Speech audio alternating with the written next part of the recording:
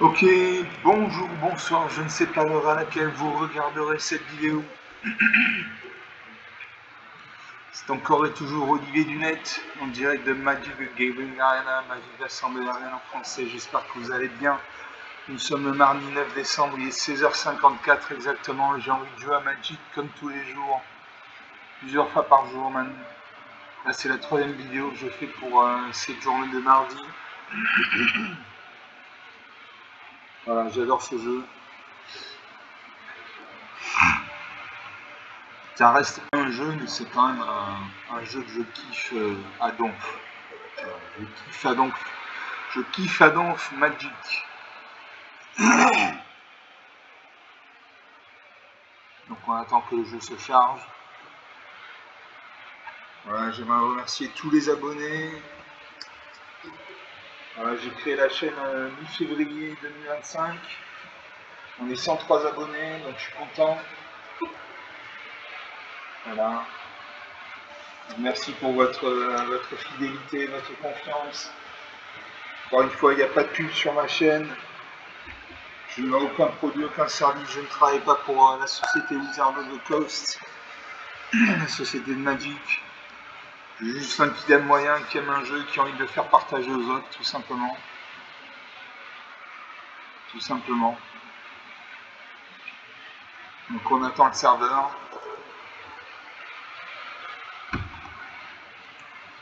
On va jouer.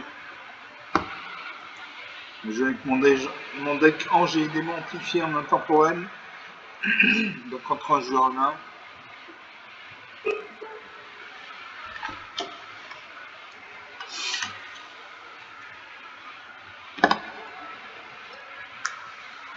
Je me bats contre BTW 666. Ok, donc. Allez, je commence avec 3 terrains, la machine. Je commence avec 3 terrains. Je commence avec 2 terrains. Très bien, j'ai 2 plaines, donc 2 mains blanches. Je lance la fatalité pour 4 manas noirs, blanc, 3-4 vols. Quand cette créature a eu exilé le cimetière dans le ciblé. Pour 5 manas noirs, blanc, j'ai cherché dans la bibliothèque jusqu'à 2 cartes de Planeswalker, mettez-les autres en un puis mélangés. Pour 5 manas noirs, 2 blanc, j'ai lutté sans cœur de lion, une 2-5. A chaque fois que vous attaquez, les créatures contrôlées gagnent +1/+1 jusqu'à la fin du tour. Pour 2 manas noirs, noir, j'ai Lustra de la Kirina. À chaque fois qu'une créature prend un contrôle, mettez un marqueur +1/+1 sur cette créature. Il faut pour 4 manas noirs de noir, j'ai Percure une tourte. Et sous une créature stylée, crée un jeton de nourriture. Je garde ces cartes. Je fais pareil, piocher de la mana bientôt. On a Serpent de forêt. Il y a un robot qui nous regarde là sur le côté droit. Alors ça invoque la volée de bois. Cherchez à la bibliothèque une carte de base, révélez-la, mettez-la dans votre main, puis mélangez. Très bien. Donc il a pioché une forêt. Et moi je pose une plaine. J'ai les cartes blanches, je joue la mana blanche.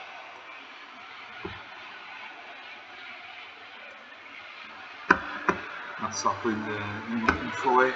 Je pose une deuxième plaine.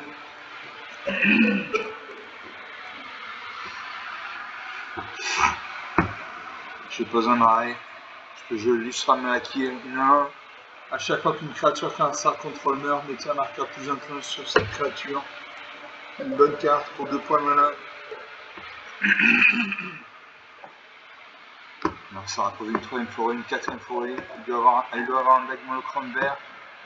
On invoque le Raptor en posant une 5-3 au début de première phase principale, ajouter 2 mana blancs, 2 mana verts. Je peux jouer l'Angélissant, 2-3 vols. À chaque fois qu'une autre créature que vous contrôlez arrive, vous gagnez un point de vie.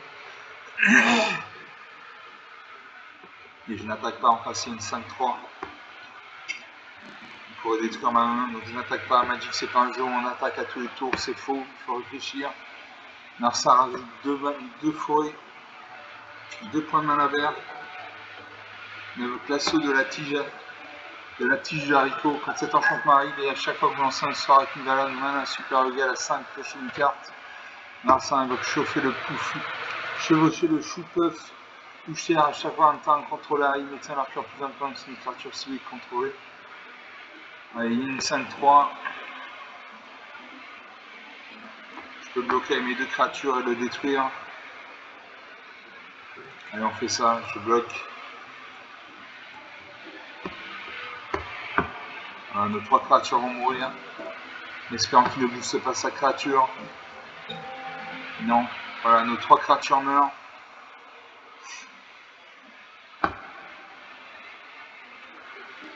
Ouais, 3, 6, 1, 7. Je ne peux pas jouer mes cartes sinon. Blablabla.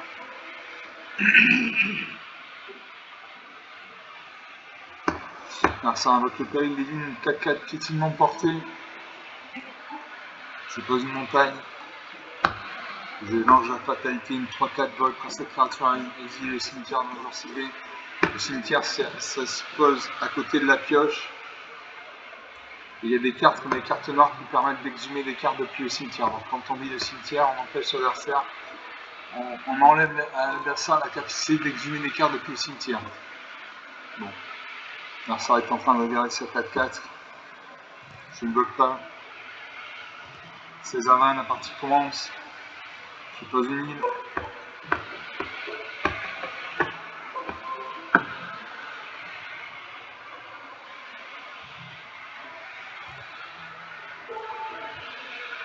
Je joue la croisade Qatar. À chaque fois qu'une créature que vous contrôlez arrive, mettez un marqueur plus influent sur chaque créature que vous contrôlez. Donc ça c'est une bonne carte. Sa créature est engagée, donc je peux attaquer. 16 à 17, un point d'écart. À mon adversaire de jouer. On évoque le chemin sinueux, chercher dans la bibliothèque jusqu'à 2 cartes de terrain de base. Mettez-les sur le champ d'être engagé puis mélanger. Elle va récupérer 2 terrains. Je pense qu'elle va récupérer 2 forêts. Elle doit avoir un deck monochrome vert. Voilà, elle a un deck monochrome vert. Elle fait chevaucher le choupeuf. Elle booste sa créature. 10 à 17, 7 points d'écart. Je joue le cristal vivant.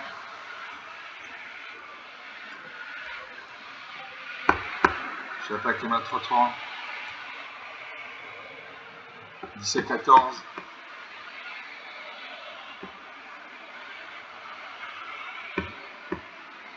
À mon adversaire de jouer.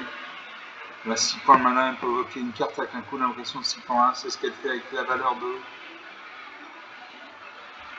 du bétail géant des collines 7-6. Quand cette créature arrive, il gagne 3 points de vie. L'adversaire fait chevaucher le choupeuf.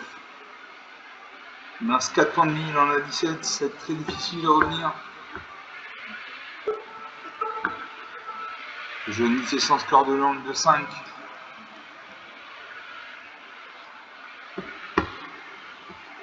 Je n'attaque pas.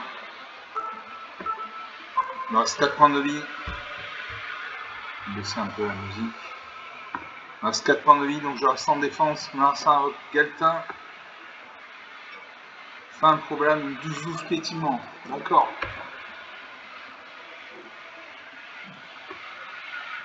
Là, ça invoque l'impériosaure royal. On attaque avec ces 2 créatures.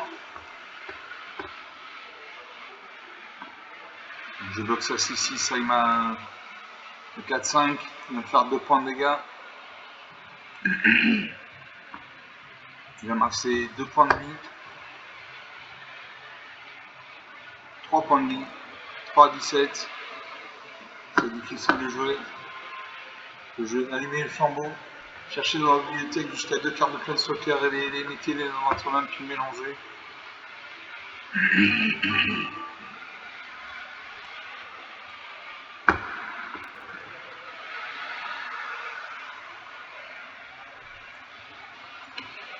Un petit bug là.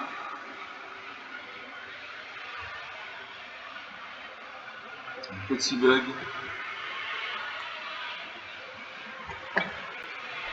Voilà.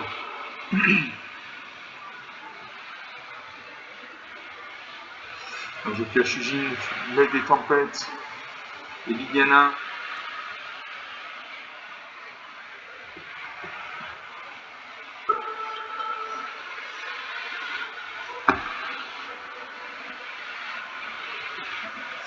Suivant.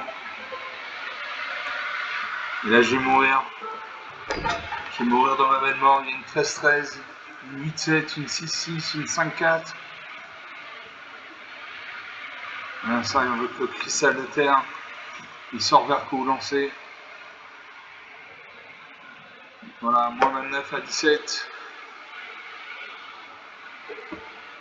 18 points d'écart. 10 minutes de jeu depuis le début de cette vidéo.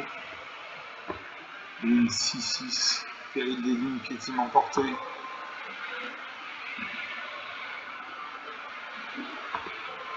La valeur de bétail géant des collines. 8-7. Galta. Fin primordial. 13-13. Impériosaure royal. Les autres dinosaures contre les gains plus. Ok, donc sur une partie jouée, une partie perdue. Si je ne dis pas de bêtises. Voilà.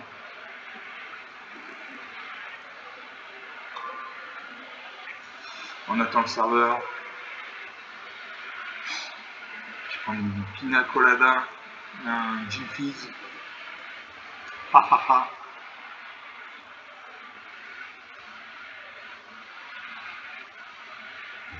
Voilà. Donc on lance une deuxième ou une troisième partie, je ne sais plus. Toujours mon deck angéliquement amplifié en même temporel. Contre un jeu à main donc.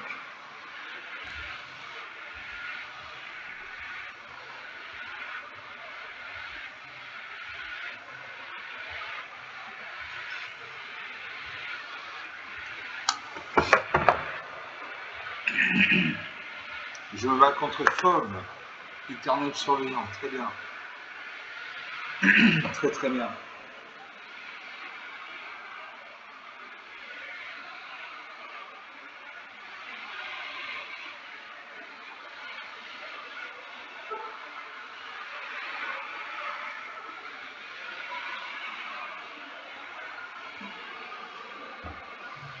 Ok. Quelques secondes. Quelques secondes, y attention, voilà, je suis là. Je commence, très bien. J'ai une plaine, donc une mana blanche, j'ai une forêt, donc une montagne, donc une mana rouge, une forêt, une mana verte. J'ai 1600 score de vent pour 5 mana, dont un de blanc et de 5. À chaque fois que vous attaquez les créatures que vous contrôlez, gagnez plus 1 jusqu'à la fin du tour. Pour 8 mana, d'au moins blanc et au moins bleu, j'ai Absolute Vertu 8-8. Ce sort ne peut pas être contrecarré, vous avez la protection contre chacun de vos adversaires. Pour 5 malins, dans un en rouge et au moins en blanc, j'ai Jidan, voleur de Tantalus, une 3-3. Quand Jidan arrive à créer le contrôle d'une créature ciblée, car ça contrôle jusqu'à la fin du tour. Et pour 4 malins, dans un de vert, j'ai Roi de la Malédiction de sang-froid, une 5-5 piétinement. Quand le Roi de la Malédiction de sang-froid arrive jusqu'à une autre créature ciblée, perd toutes ses capacités, devient une créature verte lézard avec une force et une nombrance de base de 4-4. Je garde ces cartes. Je salue mon harceur. On va mettre de la musique là. Ça manque de musique. On va mettre Crooner Radio.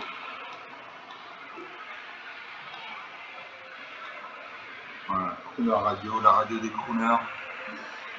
On attend que mon adversaire soit garde sa main de départ, soit déclare un mulligan.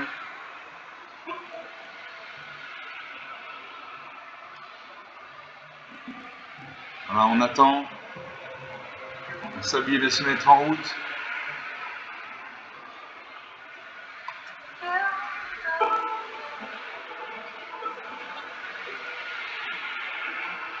On attend toujours que mon adversaire se décide. Garde-t-il sa main de départ ou déclare-t-il un mulligan? Déclarer un mulligan, c'est repiocher cette carte, se défausser une carte. Ça, c'est le premier mulligan. Si ça ne va pas, vous pouvez faire un deuxième mulligan, vous repiochez cette carte. Et ce coup-ci, au lieu d'exiler une carte, vous exilez 2 cartes.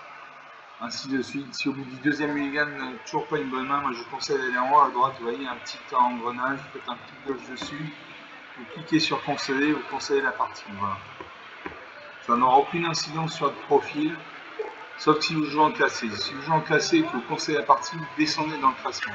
Si vous jouez en non classé, vous pouvez concéder 20, 30, 50 parties, ça n'a aucune espèce d'importance. Donc un sablier se met en route.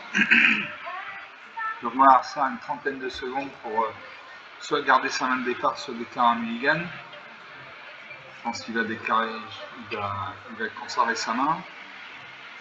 À moins qu'il me concède la partie, mais je sens bien à concède la partie, ouais. Non, non, d'accord, très bien. Alors j'ai des cartes blanches, bleues, rouges, vert.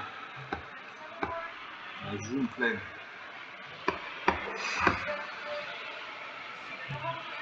Ah, on a ça de jouer, 20 partout, le premier qui a 0 point de vie qui n'a plus de cartes à piocher par la partie, il a 82 cartes, j'en ai 243. Voilà. Sans avoir ça de jouer, il réfléchit longtemps. J'espère qu'il ne va pas réfléchir comme ça à tous les coups, sinon la partie risque d'être longue.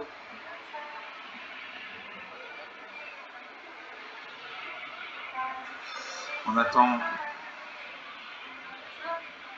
Il s'habille, se mettre en route. Voilà. Il y a un chat qui nous regarde là.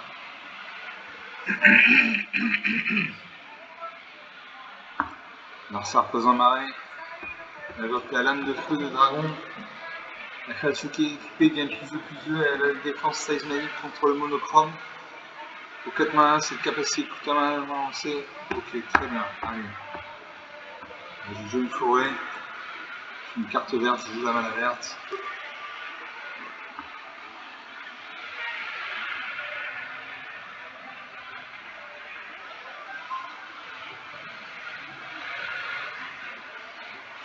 On a un sort de jouer, il réfléchit. Il est presque aussi long que Hit. Hit, c'est un joueur que j'ai rencontré fréquemment. Un sapin bicolore blanc-noir, il gagne un point de vie. Ok. Ah, moi, je faisais une montagne. Je faisais Gloria la grande armurière. Une 3-3. A chaque fois que vous attaquez, mettez un marqueur plus important sur une créature attaquante ciblée. A chaque fois qu'une créature modifiée contrôleur que vous contrôlez un PGB sur le combat, le joueur utilise une carte dessus la bibliothèque, vous pouvez jouer cette carte ce tour-ci. Je joue ça. Une 3-3, très bien. Alors ça représente le troisième marée. Il a un deck monochrome, bicolore blanc-noir. Le blanc c'est la couleur de la vie, des points de vie. Le noir c'est la couleur de la mort, de la perte des points de vie. Donc ça fait un mélange un peu spécial. Alors ça réfléchit. La partie va être longue, il réfléchit énormément. Cette partie va durer. On est déjà à 18 minutes de jeu depuis le début de cette vidéo.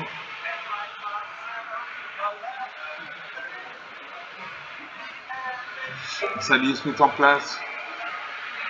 Mersa a 30 secondes pour jouer. Il invoque Annonciateur de la pierre de lune. Une 1-3, vol contact mortel. A chaque fois que vous gagnez ou perdez des points de vie quand votre tour, les chauves-souris contrôlés gagnent plus 1 plus 0 acquiert le contact mortel jusqu'à la fin du tour. Ok, très bien. À moins que je pose une montagne dans la marée. Ouais, je pose une montagne. J'attaque à ma 3-3.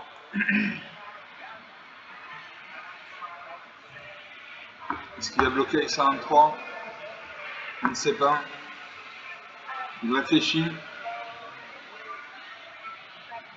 Ce joueur prend du temps.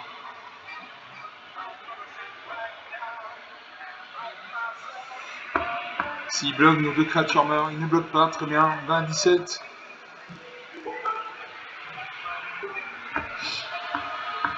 20-17, 3 points d'écart.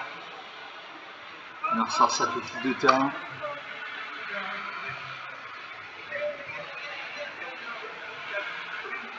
Je sais pas pourquoi il fait ça.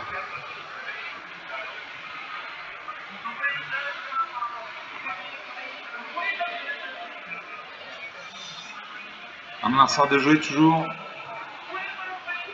M'attaque avec 1-3, 19-17. Je pose un marais.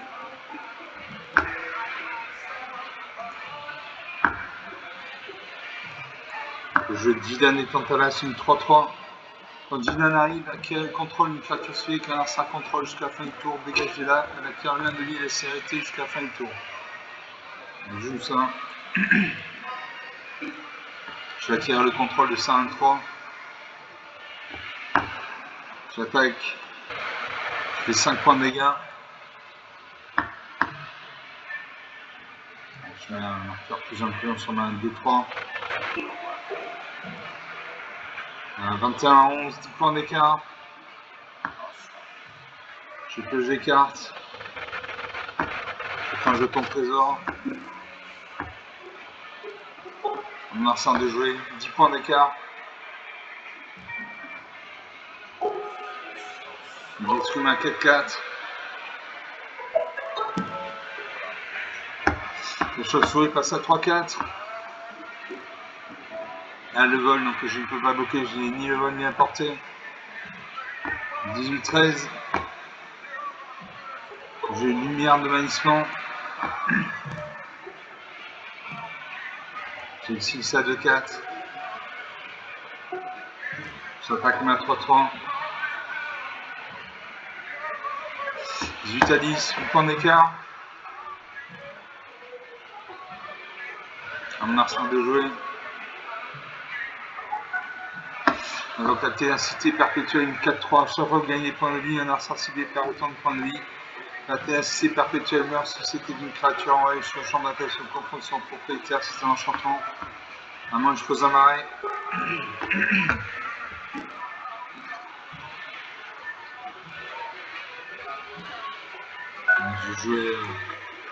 Je jouais roi de la malédiction de sang-froid. Unité sans score de lion. Je joue unité sans score de lion. Je paye.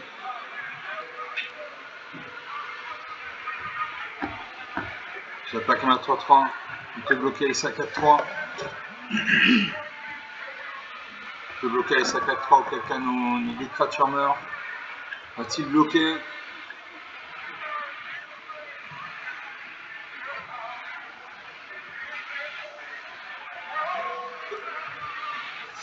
Il a encaissé 18 à 6, 10 points d'écart.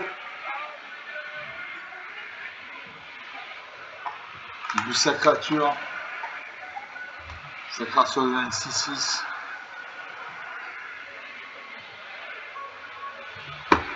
On évoque la lanterne de Tergit. Le joueur ciblé perd 3 points de vie à moins qu'il ne sacrifie un parlementaire de son choix. Il attaque S à 6-5. Je ne bloque pas. Je ne bloque pas. Je vais me défausser d'une carte.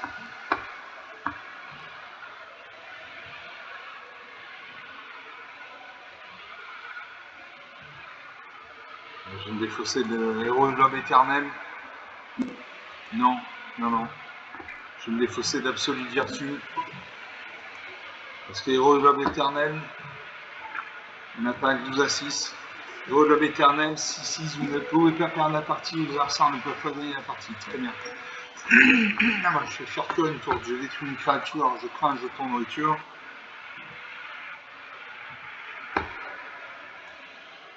Ah, mais alors ça a la défense talismanique, donc je ne peux pas jouer ça.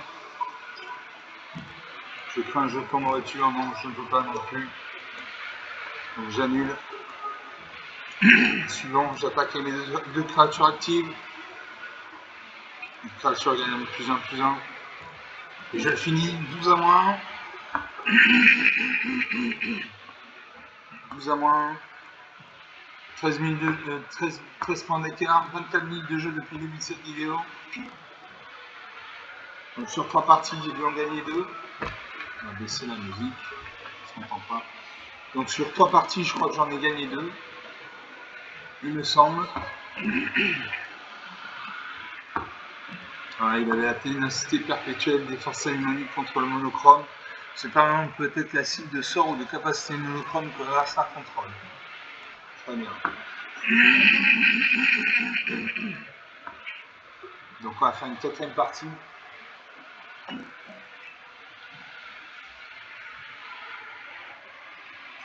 vais gagner les récompenses si j'ai gagné la partie.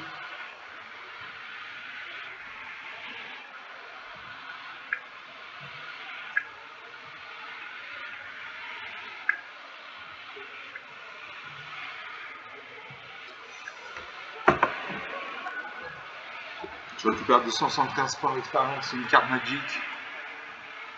Une carte, c'est le Héritage des dommages de l'air. Pour un mana blanc et un mana bleu. Quand cet enchantement arrive, crée un jeton indice. Crée un jeton indice. Pour 2 points mana, sacrifiez le jeton, piochez une carte. Les créatures et level que vous contrôlez gagnent +1/+1. Donc une bonne carte. On va la marquer dans mon petit livret.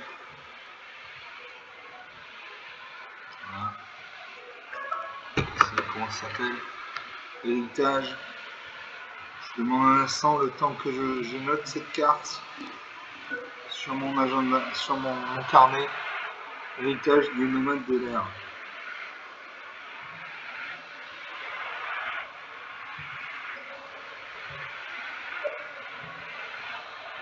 Bleu, blanc, bleu.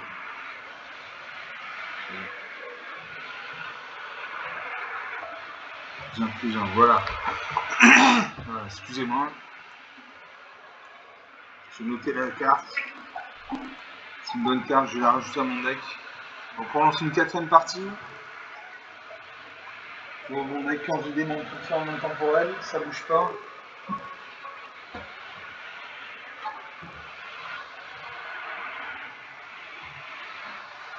Et je bats contre Brazilian Days. Enchanté Brazilian Days, je ne sais pas ce qu'il y a. Il y a le même avatar que moi, très bien. On a tous les deux des avatars à tête de Tom Cruise. Merci Argent Premier, j'ai une peine, en mana blanc, j'ai 2 marques, donc 2 mana noirs, j'ai l'autorité du consul, remplir un mana blanc, les créatures qui ont ça contrôle arrivent engagées, à chaque fois qu'une créature qui a ça contrôle arrive, vous gagnez un point de vie. Pour 4 mana noirs en blanc, j'ai radiement de monastère. Ce sort coûte 2 mana de moins à lancer. Si vous allez lancer un autre sort ce tour-ci, choisissez l'un. Créez 2 jetons de créatures 1, blanche moine avec la prouesse. Jusqu'à 2 créatures civiles contrôlées gagnent chacune +2/+2 jusqu'à la fin du tour. Ou détruisez une créature civile de force supérieure égale à 4. Pour 3 mana, dans moins de l'honneur, j'ai rué des fois. Un adversaire sacrifie la moitié des créatures qu'il contrôle de son choix. Il se défausse de la moitié des cartes de sa main. Il perd la moitié de ses points de vie. Et pour un point de l'inverse, j'ai croissance gigantesque, une créature civile gagne +3/+3 jusqu'à la fin du tour. Je garde ces cartes. Je salue mon adversaire. Je salue mon adversaire. À mon adversaire de jouer. Besoin de terrain, temps, suicide, incolore. Moi je joue une plaine. Et puis je joue l'autorité des consuls. Les créatures qui ont ça contrôle arrivent engagées. À chaque fois qu'une créature qui a ça contrôle arrive, vous gagnez un point de vie. Une bonne carte pour un point mana. Rien à dire. Un cercle dans le terrain incolore, il doit avoir un deck incolore. Non, il a votre de la noire, il y en a un. Je gagne un point de vie. Je pose un marais.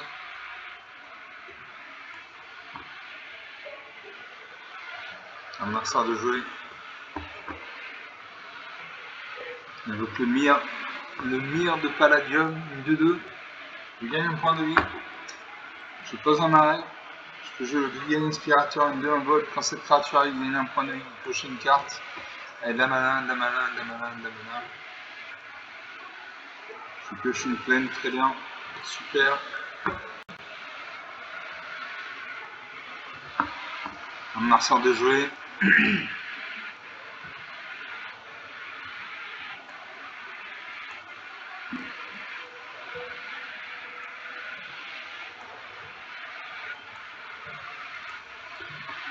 Ça réfléchit.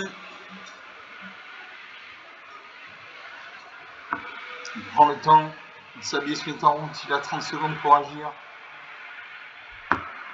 Il invoque le pèlerin, Davacil. Je gagne un point de vie, 24 à main. Il invoque le Mystical, je suis là. Je gagne un autre point de vie, 25 à 1. Alors ça regarde ma créature. Il invoque le gémissement dissordant. Exile une créature civile de force d'affaires égale à 1.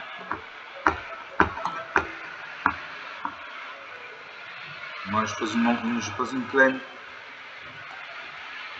Je le ralliement en monastère. Choisissez l'un, crée 2 jetons de créature en blanche. Chamoine avec la prouesse. Détruisez une carte ciblée de force supérieure égale à 4. Qu'est-ce que je fais? Allez, on va garder cette carte pour plus tard.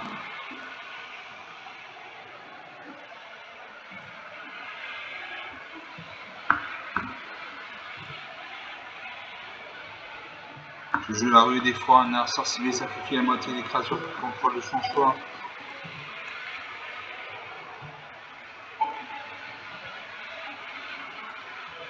Je paye. Alors ça va sacrifier 2 créatures. De 1, j'imagine. Je réfléchis. Je vais lancer un. Il détruit ça. Il lui reste 2 créatures champ d'attaque, une 2-2, une 1.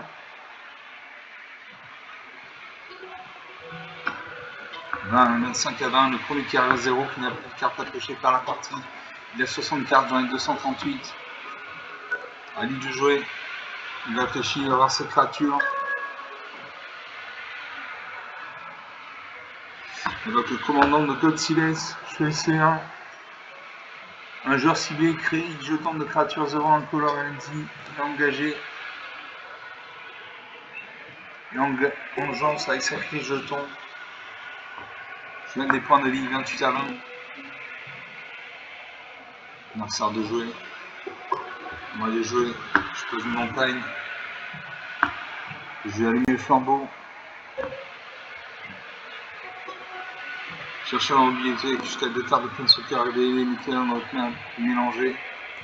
J'ai 5 points malins.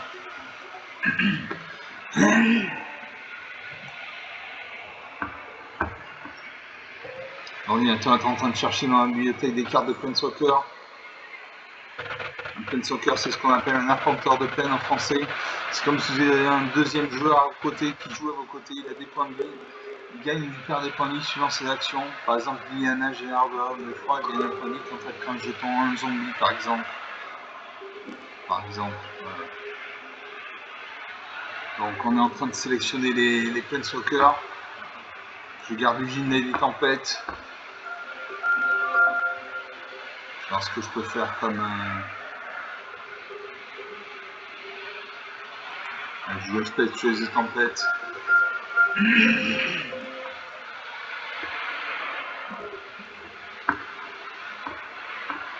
Un arsenal de jouer. Il réfléchit.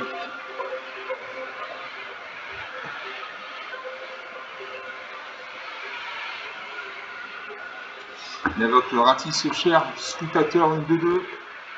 A chaque fois que vous lancez un sort en color, créez un jeton de créature 0, un color Yggdrasil.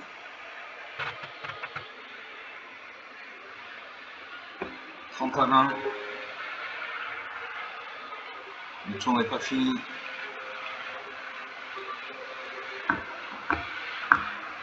Moi je fais jouer Spectreuse de tempête.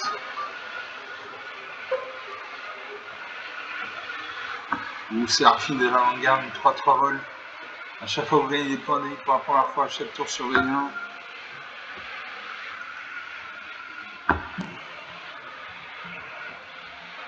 Je joue ma 3-3.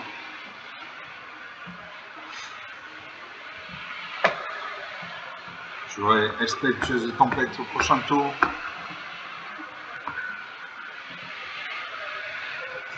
30 à 20 toujours. 10 points d'écart, ça peut être rapidement récupéré, 10 points. En 2-3 coups. On en ressort le jeu, il invoque les murailles de Bassing. Je gagne un point de vie. Prochaine créature que je pioche, c'est le démon de profanation X6-6.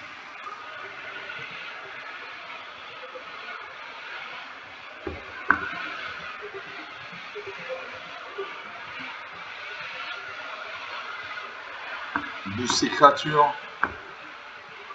Ces créatures en London Soutine. Les autres parents contrôlés en London Soutine. 0-30. Moi je fais jouer un démon de profanation.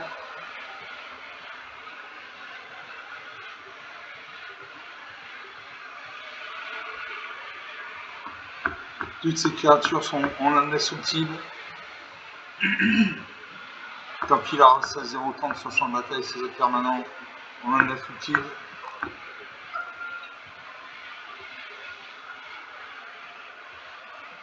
Je le demande profanation de 6-6 vols. Au début de chaque combat, n'importe quel adversaire peut sacrifier une créature de son choix. Si un joueur fait ainsi engager cette créature, il tient un marqueur plus 1 point sur elle. Bon.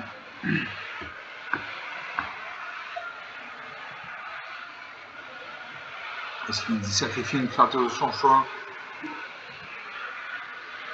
Il est en train de regarder. Sacrifier une créature. Du coup, mon démon de profanation passe à 7-7. Je n'attaque pas parce qu'il a l'indestructible, donc ça ne sert à rien. 30 à 20 toujours. Il lui reste 2 cartes en main. 3 terrains engagés. Donc il ne peut pas invoquer de créature. S'il peut sacrifier des jetons.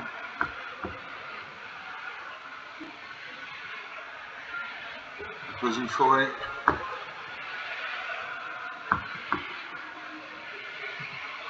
Il y a 4 points de mana, il peut invoquer une carte avec un coup d'invocation de 4 points de mana. Et avoir les cartes au-dessus sur sa bibliothèque, sur son champ de bataille. Peut-être qu'il va booster une créature.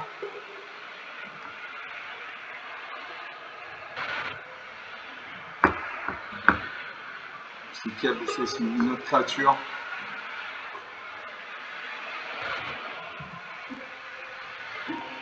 Il donne des points de vie. La prochaine carte ce sera 1000.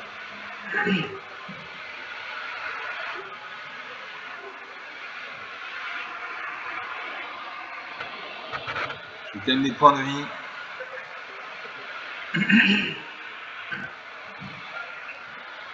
Je perds des points de vie. Alors 30 à 20 toujours. Moi je pose une île.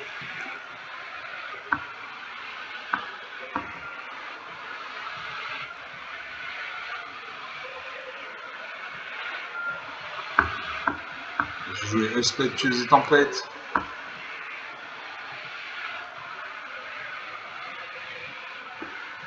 Je l'active.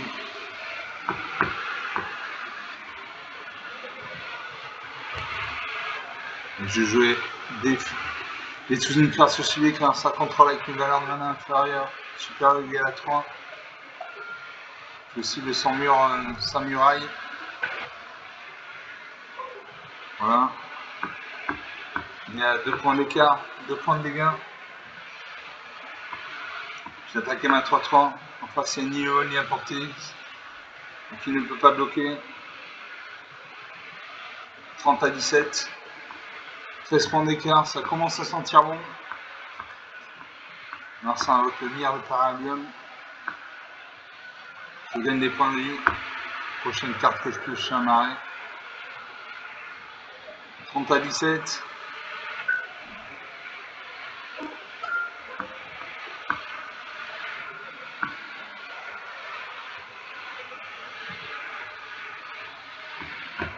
Narsar attaque mon Planeswalker. Ma créature est engagée, je ne peux pas bloquer. Liliana meurt. Je pioche un marais. Je peux jouer Ugine des tempêtes. Une très bonne carte. J'ai exilé une de ces cartes. J'exile le Ratisiège Scrutateur. Non. 1-1. 1-1. Je détruis son Mystic Elf. Je gagne 3 points de vie, je pioche une carte. Il faut de la main.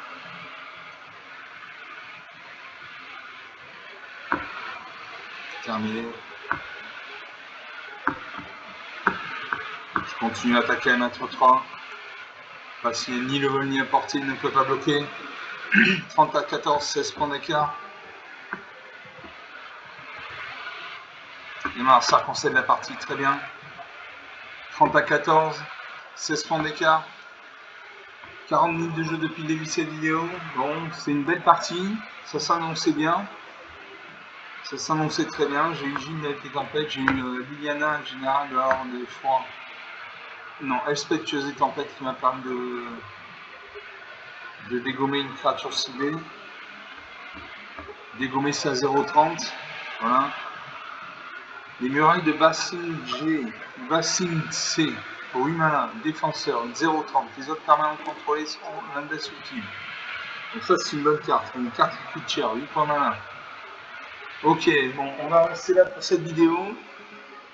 C'est 3-4 parties intéressantes. Moi j'ai trouvé intéressantes en tout cas. J'espère que vous aurez apprécié également. Comme d'habitude, vous pouvez lâcher des j'aime, des pouces bleus, des likes, des commentaires, vous pouvez parler de la chaîne autour de vous, etc., etc. Je vous salue, je vous remercie d'avoir regardé cette vidéo. Je vous dis à très bientôt. Ciao.